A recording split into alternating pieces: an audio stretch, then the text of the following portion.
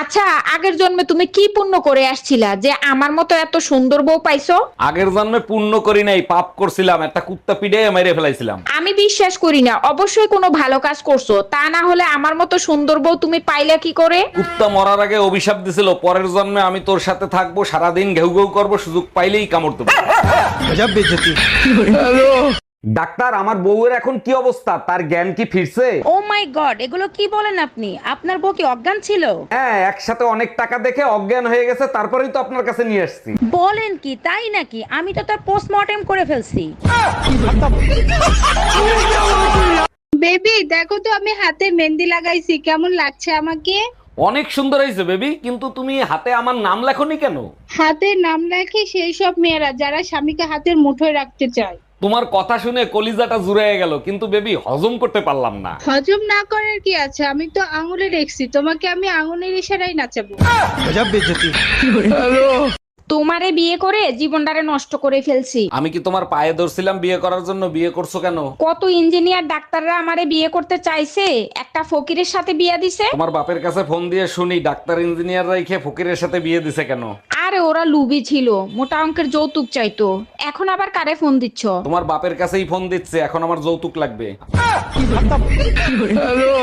তোমারে বিয়ে করে জীবনটারে নষ্ট করে ফেলছি। আমি কি তোমার পায়ে ধরছিলাম বিয়ে করার জন্য? বিয়ে করছো কেন? কত ইঞ্জিনিয়ার ডাক্তাররা আমারে বিয়ে করতে চাইছে, একটা ফকিরের সাথে বিয়ে দিছে। তোমার বাপের কাছে ফোন দিয়ে শুনি ডাক্তার ইঞ্জিনিয়ার রাইখে ফকিরের সাথে বিয়ে দিছে কেন?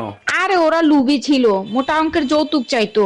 এখন আবার কারে ফোন দিচ্ছ? তোমার বাপের কাছেই ফোন দিচ্ছে, এখন আমার যৌতুক লাগবে।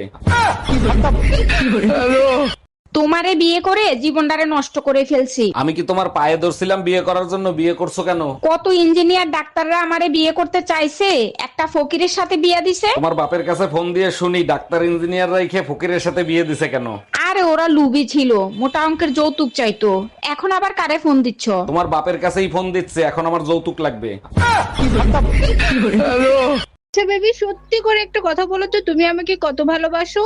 আমি তোমাকে এতটাই ভালোবাসি, এই মনের ভিতর শুধু তোমাকেই রেখে দিয়েছি। ওরে আমার বাবুটা, মন থেকে বের করে অন্য কোথাও রাখবা না তো?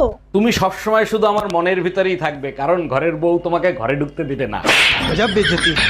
আচ্ছা বেবি, সত্যি করে একটা কথা বলো তো, তুমি আমাকে কত ভালোবাসো? আমি তোমাকে এতটাই ভালোবাসি, এই মনের ভিতর শুধু তোমাকেই রেখে দিয়েছি। ওরে আমার বাবুটা, মন থেকে বের করে অন্য কোথাও রাখবা না তো?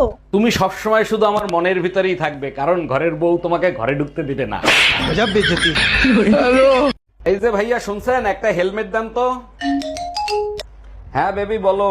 বেবি, আমার কিন্তু ফার্স্ট টাইম, যা করবে একটু সাবধানে করো, আমার কিন্তু অনেক ভয় করতেছে।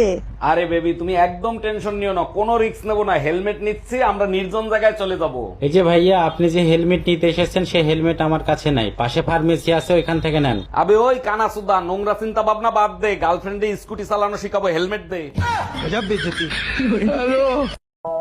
শ্বশুর বাড়ি থেকে কোনো কিছু আশা করাটা কাপুরুষের লক্ষণ। ঘরের বউ যখন পাওয়ার দেখাবে, বুঝবে কি ভুল করেছিলে তখন। পুরুষ তুমি, সামর্থ্য না থাকলে করিও না বিয়া। শ্বশুরের রাজকন্যা তোমার ঘরে, আর কি চাও মিয়া।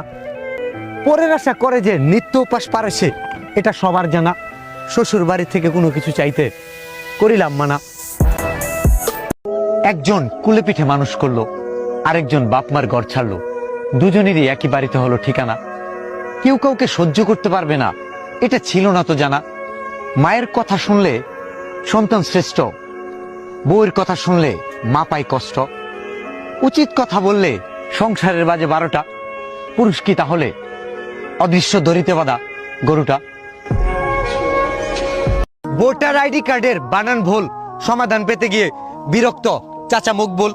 বাপের থেকে ছেলের বয়স বেশি, ভোটার আইডি কার্ডের হিসাব মোতাবেক তাড়াহুড়া করে সব লিখে নিয়েছে, একটুর জন্য খাটায়নি তাদের বিবেক। লাখ লাখ ভোটার কার্ডে ভুল করেছেন আপনারা, আমাদের দুষ্টা কোথায়? আরো একবার আসুন, ভুলগুলো শুধরে নিন, চড়ুই হয়ে বিশ্রাম নিয়েন না বাবুই পাখির বাসায়।